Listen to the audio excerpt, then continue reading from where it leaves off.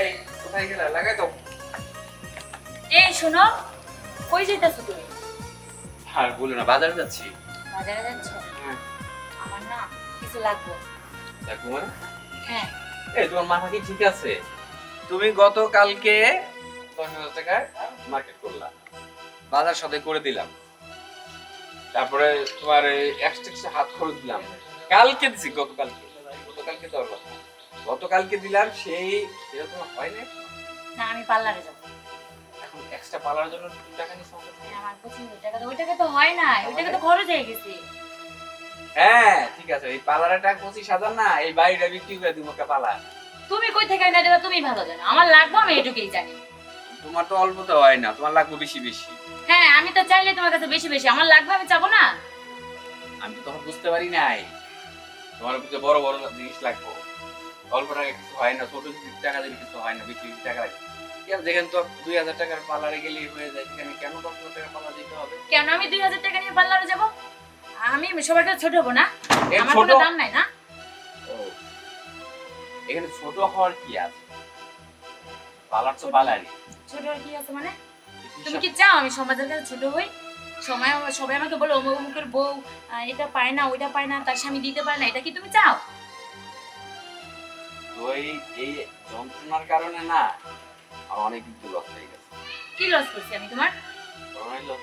না, আমার জানা মতো আমি তোমাদের কোনো লস করিনি। করোনাই আমার যেটা লাগবে আমি সেটাই বলছি। এই যে আমার অফিসের কলিগ সুস্মিতা, তার সাথে ভুল বোঝাবুঝি করে, সন্দেহ করে তার সাথে সম্পর্কটাই নষ্ট করে দিলা। মানে কি ও, বলবো? তুমি মেয়েদের সাথে ডলাডলি ঘেঁষাঘেঁষি করবা আর আমি বলতে পারবো না, না? দেখো, সামনে কথা বলবা। সুস্মিতা ছিল আমার বন্ধু, জাস্ট বন্ধু। তোমার মতন এত নোংরা মেন্টালিটি মানুষ সুস্মিতা না। কি বললে তুমি? আমি লোংরা? না, আমি লোংরা মেয়ে? তুমি এই কথাটা বলতে পারলে? তুমি ভালো মেয়ে, তুমি ভালো মেয়ে, তুমি আরবের খুরমা খেজুর, বুঝছো? আমি খুরমা খেজুরি। এখন আমার টাকা লাগবে, টাকা দাও। আমি অত কথা শুনি না।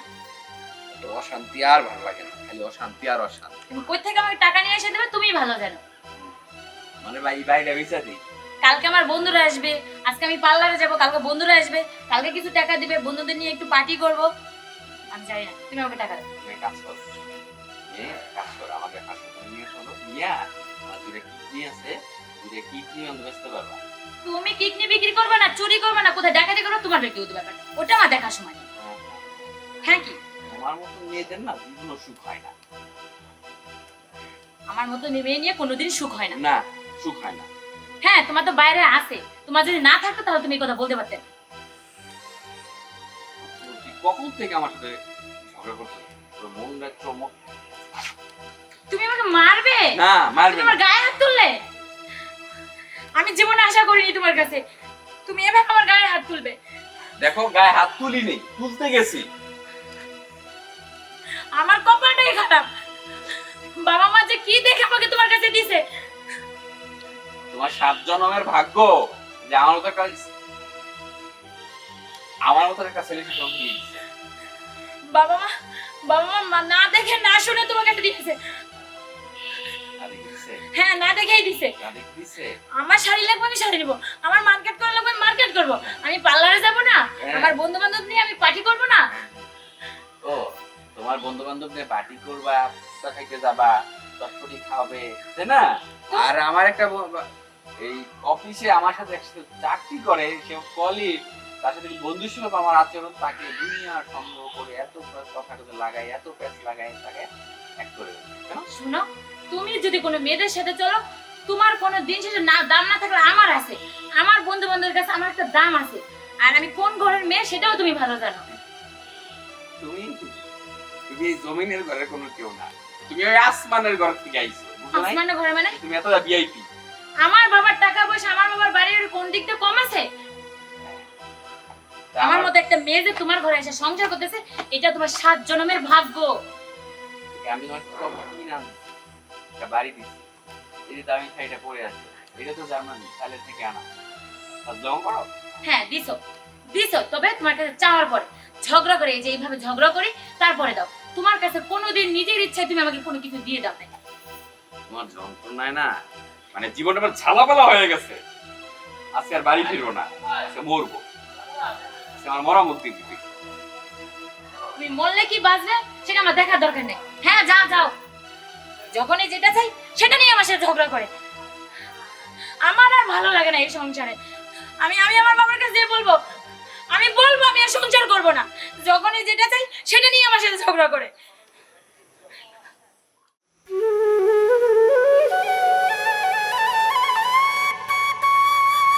আরে ও মিয়া তুমি কি এর লিগে একলা একলা বই দিছ? ভাই কি এত মনের কথা বল। এই ভোর যন্ত্রণায় ভোর পেরায় আমি আর ঠিক করছি আজকে মরু হাই হাই রে কয় কি এই এত বড় জলাজন্ত মানুষ পুষ্কুনি পইরা বলে মরে যাবো গা বোর জ্বালায়। এই যন্ত্রণা আমার আর ভালো লাগে না। তো তুমি এসো কে ভাই? আরে ভাই আপনার সেম যেই ঘটনা, আমারও সেই সেম এই ঘটনা। আমিও সেই দুঃখে বুড়ে, আপনিও আইছেন দুঃখে বুড়ে, আমিও আইছি দুঃখে বুড়ে। দুই ভাই লন একখানে বইয়া পাইতে গুপ্প করি।